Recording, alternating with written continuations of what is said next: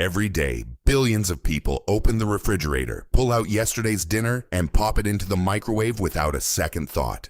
It's quick, convenient, and feels completely harmless. After all, if the food is hot enough to steam, it must be safe. Right? That simple assumption has become one of the most common habits in modern kitchens. But what if some leftovers don't become safer when they're reheated? What if, under certain conditions, the second round of heat quietly changes their chemistry in ways most people never imagine? Scientists have spent decades studying how cooking, cooling, storing, and reheating affect the molecular structure of food. While much of the conversation around leftovers focuses on food poisoning, researchers have uncovered another issue that's far less obvious. Certain foods can produce oxidation products, reactive compounds, or other potentially harmful chemicals after repeated heating. These changes happen silently. You won't notice them by taste, smell, or appearance. Yet they may influence your health over years of repeated exposure. One statistic deserves your attention. Researchers estimate that diet plays a role in a significant proportion of cancer cases worldwide. Smoking remains the largest preventable risk factor, but poor dietary habits continue to rank among the leading contributors to chronic disease. Most people think that means eating too much sugar or too much processed food. Far fewer realize that how food is prepared, stored, and reheated may also influence the compounds that eventually enter the body. Today's discussion isn't about creating fear or convincing you to throw away every leftover in your refrigerator. Leftovers are an important part of reducing food waste, saving money, and making healthy eating practical. The real question is much more specific. Are there certain foods that deserve extra caution when they're reheated? According to growing scientific evidence, the answer appears to be yes. In this video, we'll look at 4 everyday foods that millions of people reheat every week. At first glance, none of them seem unusual. In fact, several are considered among the healthiest foods you can eat. That's exactly why they're worth discussing. When stored improperly or heated a second time, they may undergo chemical changes that most consumers have never heard about. By the end of this video, you'll understand why food scientists pay close attention to oxidation, advanced glycation products, bacterial toxins, and heat-induced chemical reactions.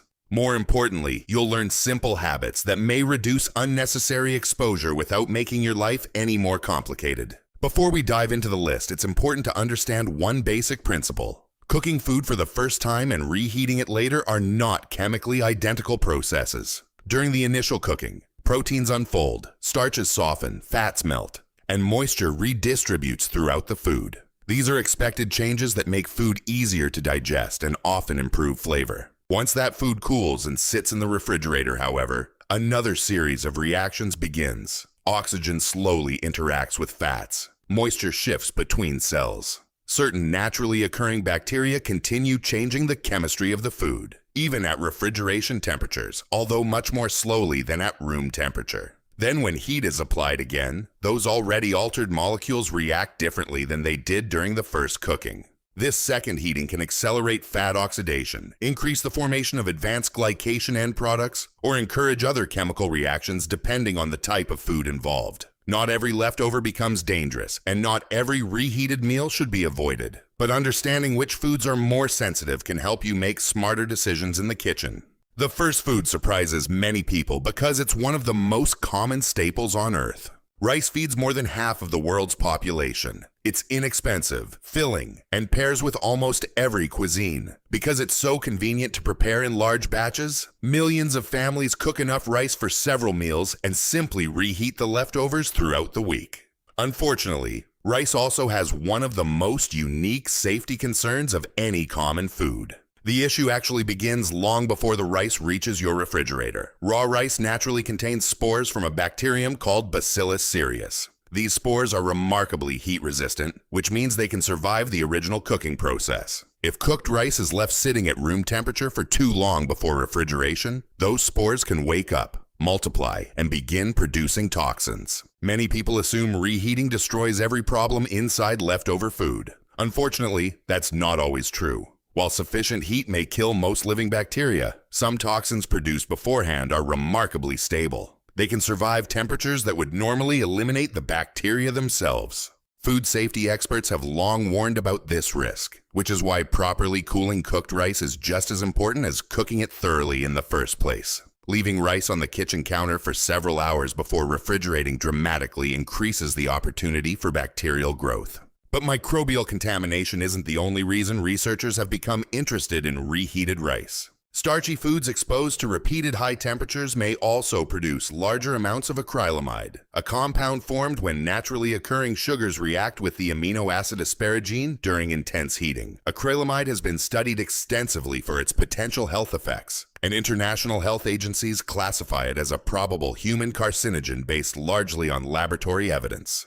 The amount formed depends on several factors, including cooking temperature, cooking method, moisture content, and how many times the food is exposed to high heat. Rice generally produces less acrylamide than foods like potato chips or French fries, but repeatedly overheating leftover rice at high temperatures may still increase its formation. There's another reason fresh rice often tastes better than reheated rice. As cooked rice cools, its starch structure changes through a process known as retrogradation. This alters texture, making grains firmer and sometimes drier. Reheating reverses part of that process, but not completely. Each cycle of cooling and reheating continues changing both texture and chemistry, even if the differences aren't obvious. So what's the safest approach? If you plan to save leftover rice, cool it as quickly as possible. Divide large batches into shallow containers instead of leaving them in a deep pot where heat escapes slowly. Refrigerate it within an hour whenever practical. Keep it properly chilled and avoid reheating the same portion multiple times. Instead, reheat only the amount you intend to eat. These simple habits reduce bacterial growth while also limiting repeated heat exposure that encourages additional chemical changes. Rice may seem like one of the safest foods in your kitchen, but as you've just seen, convenience can sometimes hide risks that aren't immediately visible.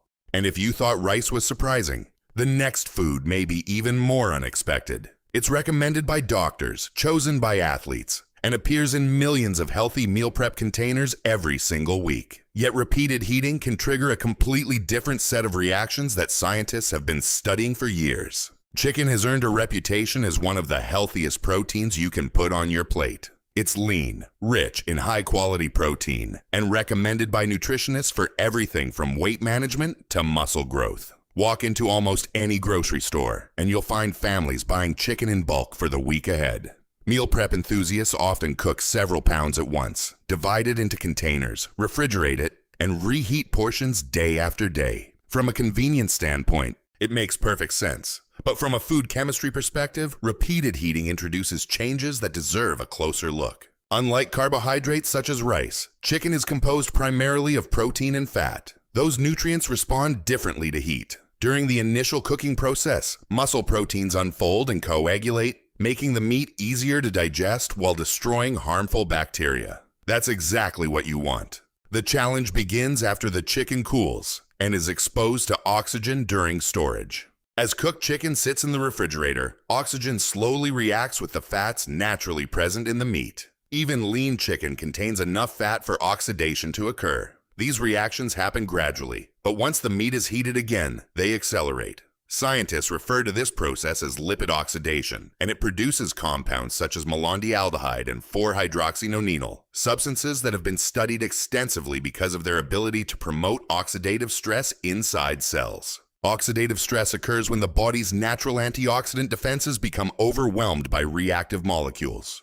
Over time, excessive oxidative stress has been linked to chronic inflammation, accelerated aging, and damage to proteins, cell membranes, and even DNA. While one reheated meal isn't likely to cause noticeable harm, repeated exposure over many years may contribute to long-term health risks, particularly when combined with other lifestyle factors. Protein itself also changes during repeated heating. Under high temperatures, amino acids can combine to form compounds known as heterocyclic amines, or HCAs. These substances have been investigated for decades because laboratory studies show they can damage DNA after being metabolized by the liver. The amount formed depends largely on cooking temperature. Grilling, broiling, pan frying, and repeated high heat reheating generally produce more HCAs than gentle warming methods. Researchers have consistently observed that diets high in heavily browned or charred meats are associated with greater exposure to these compounds. That's why public health experts often recommend avoiding excessive charring whenever possible. The darker and more overcooked the surface becomes,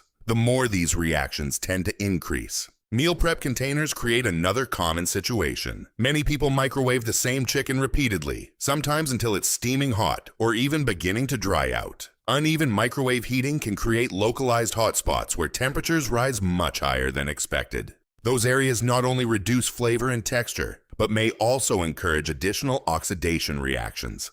You may have noticed that reheated chicken often develops a slightly stale or metallic flavor. Food scientists sometimes call this warmed over flavor. It isn't your imagination. It's one of the most recognizable signs that oxidation has already begun altering the fats inside the meat. The change may seem minor from a culinary standpoint, but chemically it reflects the formation of new compounds that weren't present immediately after cooking. Fortunately, reducing these changes doesn't require giving up leftovers altogether. If you're reheating chicken, use only the amount you plan to eat, instead of warming the entire container multiple times. Gentle reheating at lower temperatures generally produces fewer oxidation products than repeatedly blasting the meat with maximum microwave power. Adding moisture, such as a splash of broth or covering the dish while reheating, can also help reduce excessive drying and overheating. Even better, consider enjoying leftover chicken cold in salads, sandwiches, or wraps when appropriate. Many chefs and nutrition professionals recommend this approach because it avoids another cycle of high-temperature exposure while preserving texture and flavor. Proper storage matters just as much as reheating. Refrigerate cooked chicken promptly, keep it below 40 degrees Fahrenheit or 4 degrees Celsius, and consume it within a few days. The longer cooked meat remains in storage, the more oxidation progresses, even before reheating begins. At this point, you might assume the foods posing the greatest concern are meat-based. Surprisingly, that's not always the case. The third food on today's list is one that many people proudly include in healthy meals several times each week. Doctors recommend it. Dietitians praise it. It's packed with vitamins, minerals, and antioxidants. Yet after refrigeration and reheating, its chemistry can change in a way that most consumers never hear about. We're talking about spinach and other nitrate-rich leafy greens. Spinach has become almost synonymous with healthy eating. Whether blended into smoothies, sautéed as a side dish, or added to soups and pasta, it's widely recognized as one of the most nutrient-dense vegetables available. Rich in folate, vitamin K, magnesium, iron, and a variety of beneficial plant compounds, spinach absolutely deserves its reputation as a healthy food. The concern isn't fresh spinach. It isn't spinach that's cooked and eaten immediately either. The issue develops after cooked spinach has been stored and then exposed to heat again. Leafy greens naturally contain nitrates, compounds that plants absorb from soil during normal growth. In their original form, nitrates are not only harmless for most people, but may actually support cardiovascular health by helping the body produce nitric oxide, a molecule involved in regulating blood flow and blood pressure.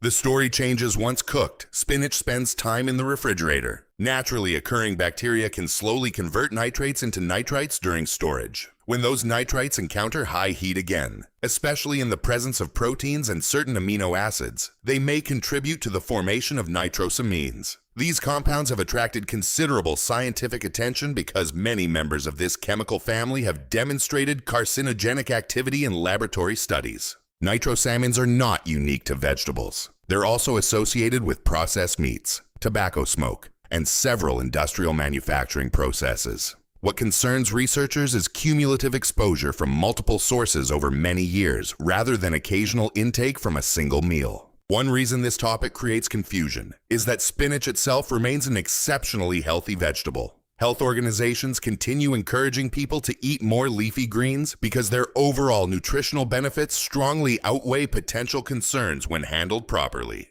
The key distinction is freshness and preparation. If you've cooked spinach for dinner, it's generally best to enjoy it soon after it's prepared.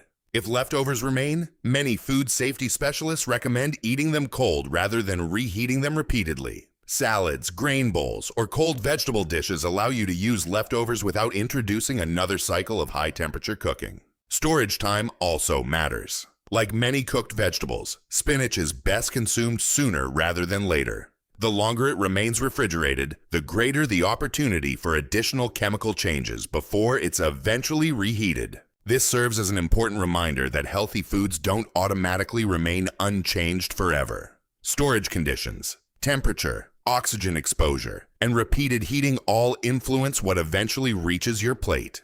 And now we arrive at the final food.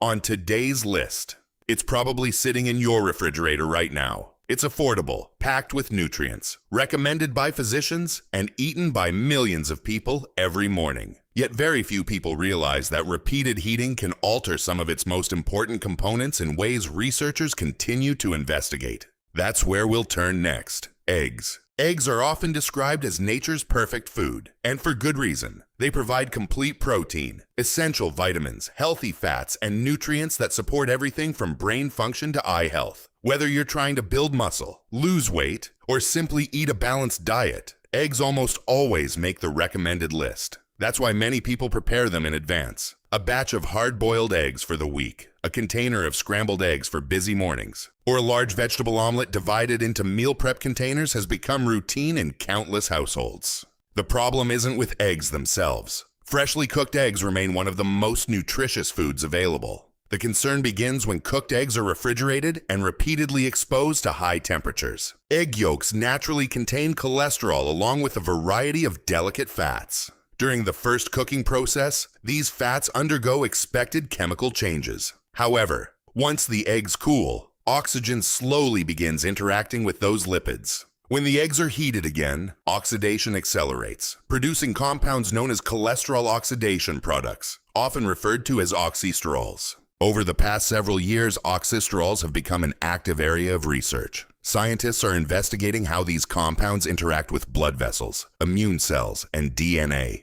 Laboratory studies suggest that some oxysterols may promote inflammation, oxidative stress, and cellular damage under certain conditions. Although research is still evolving, many experts agree that limiting unnecessary oxidation of cholesterol-containing foods is a sensible approach. Another issue involves the proteins inside cooked eggs. Heat causes proteins to unfold, which normally improves digestibility, but repeated heating can continue altering those protein structures, creating tighter bonds that make them harder to break down. This is one reason reheated scrambled eggs often become rubbery, dry, and less enjoyable to eat. If you've ever microwaved leftover scrambled eggs and noticed they suddenly became tough despite only heating them for a minute or two, you've witnessed these structural changes firsthand. The texture changes because water escapes while proteins continue tightening under heat. Microwaves present another challenge. Unlike conventional ovens, microwave energy doesn't always heat food evenly. Certain portions may become extremely hot, while others remain relatively cool. Those localized hotspots accelerate oxidation in some areas of the food while leaving other sections barely warmed. This uneven heating is one reason many chefs avoid microwaving egg dishes whenever possible. Sulfur-containing amino acids naturally present in eggs also respond to repeated heating.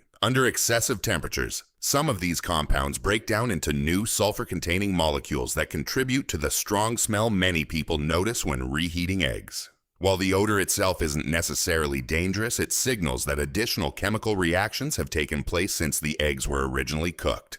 Does this mean you should never save leftover eggs? Not at all. Hard-boiled eggs stored in their shells generally remain one of the better options because the shell helps reduce exposure to oxygen during storage. Many nutrition professionals recommend eating them cold as a snack or slicing them onto salads instead of reheating them. If you prepare omelets or scrambled eggs ahead of time, try making only enough for a meal or two rather than an entire week's supply. If reheating becomes necessary, use gentle heat for the shortest time possible, rather than cooking until the eggs become piping hot or begin browning again. At this point, we've examined 4 foods that appear in millions of refrigerators every day.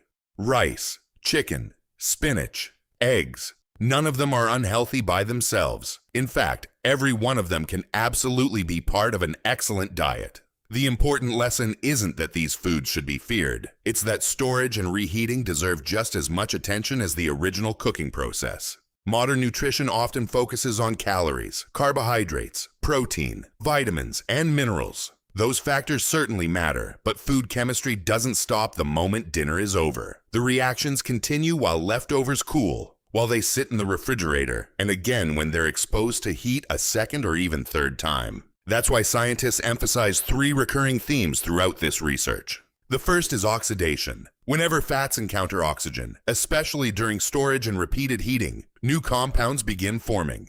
Some are harmless. Others are still being investigated because of their potential biological effects. The second is excessive high-temperature cooking. Whether it's meat developing heterocyclic amines, starches producing acrylamide, or cholesterol becoming oxidized, higher temperatures generally accelerate chemical reactions. The third is time. Food doesn't remain chemically frozen simply because it's sitting in a refrigerator. Cooling slows many processes, but it doesn't stop them completely. That's why proper storage, shorter refrigeration times, and careful reheating all work together to reduce unnecessary changes. Fortunately, protecting yourself doesn't require expensive equipment or a complicated diet. A few simple habits can make a meaningful difference. Cook only the amount you'll realistically eat over the next day or two, whenever possible. Smaller batches reduce the need for repeated reheating. Cool leftovers promptly instead of allowing them to sit on the counter for hours. Shallow containers help food reach refrigerator temperature much faster than deep pots or large bowls. Store leftovers in airtight containers to reduce exposure to oxygen, one of the driving forces behind oxidation. When reheating becomes necessary, warm only a single serving rather than repeatedly heating the entire batch. Every cycle of cooling and reheating increases chemical changes inside the food. Avoid overheating. Food doesn't need to be scorching hot to be enjoyable. Gentle warming generally preserves both flavor and nutritional quality better than prolonged high heat. For foods like chicken, consider using leftovers in cold dishes such as salads, wraps, or sandwiches. They often taste better and avoid another round of intense heating altogether.